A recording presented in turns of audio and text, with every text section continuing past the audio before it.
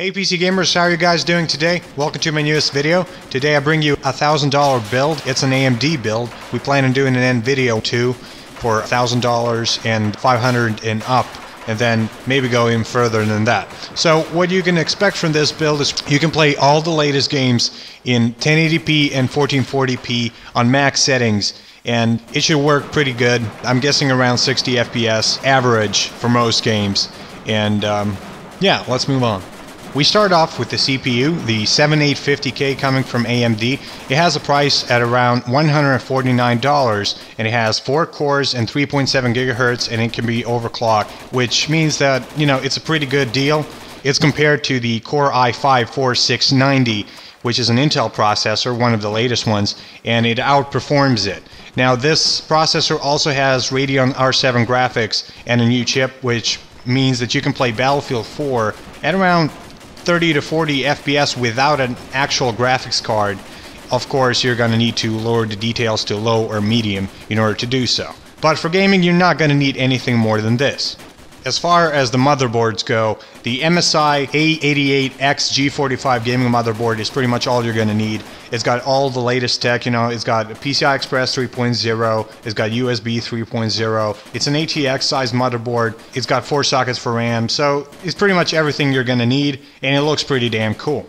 When it comes to the RAM memory, you're not going to need any more than 8 gigabytes on your PC, at least for gaming. If you're doing editing stuff, you're going to obviously need more. You can decide between the Corsair Vengeance 8 gigabytes and Crucial Ballistics 8 gigabytes as in our previous video. This is a pretty good RAM for you. You can get away with 4 gigabytes, but 8 gigabytes is going to give your Windows all the space and all the speed it's going to need to transition smoothly between games and programs and everything. Crucial is cheaper, so you might as well go with that if it's a budget problem, but that's it. Now, you're probably wondering if we put an SSD in this build. We did not, and I did it personally because I think more expensive and better performing graphics card is going to be more important in gaming than an SSD will. An SSD will only improve your loading times in Windows, and it will just be smoother, but it's not as important as a graphics card. The storage that we came up with is the Western Digital Caviar Black. You can also get the Caviar Blue, but it's more prone to dying.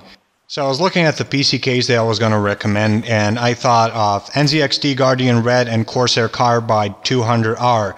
I didn't know which one, so I pretty much just put them both here. They both have front and back cooling, which is all you're going to need. They both have hard drive and SSD support, and they're pretty easy to swap, which is also something I was looking for, and they both look cool. These are all M mid-tower cases, which means that they're going to have enough space to put everything in and maybe upgrade in the future, which is what you always need to think about.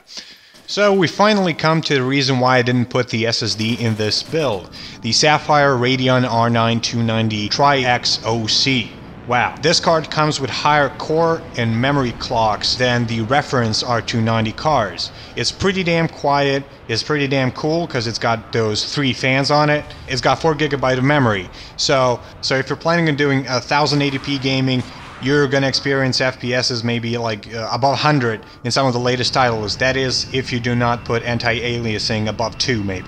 When it comes to the 1440p gaming, this is where things are going to be pretty much balanced because of the 4 gigabyte memory that it can use. You're going to get between 60 and 80 FPS average on this card, at least in some titles, not everything. So yeah, that's going to be pretty much everything you're going to need. Oh yeah, I forgot one more thing. It's pretty damn important. It's the actual power supply. So I decided to go with the EVGA Supernova 650 watts. This is a pretty good power supply. It is expensive, but it's really worth it. When it comes to 650 watts and the graphics card that we decided to go with, you don't have to worry. It will be enough.